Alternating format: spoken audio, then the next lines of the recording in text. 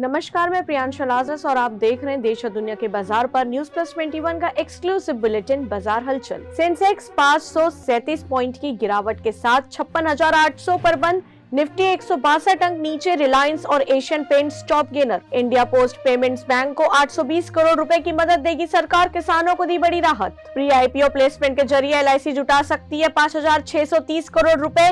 Anchor investor के लिए 2 मई को खुलेगा इश्यू। देश के 14 करोड़ किसानों को बड़ी राहत। मोदी सरकार बढ़ाएगी खाद सब्सिडी। एयरटेल ने सिनर्जी टेक्नोलॉजीज में 7% हिस्सेदारी खरीदी। टीवीएस मोटर रैपिडो ने वाणिज्यिक परिवहन क्षेत्र में सहयोग बढ़ाने के लिए करार किया। हफ्ते में 3 छुट्टी और बढ़ा हुआ पीएफ 1 जुलाई से लागू हो सकते हैं नए labour code. Air Asia India में 100% हिस्सेदारी खरीदने की योजना बना रही है। रुचि सोया के शेयरों में लगे पंख।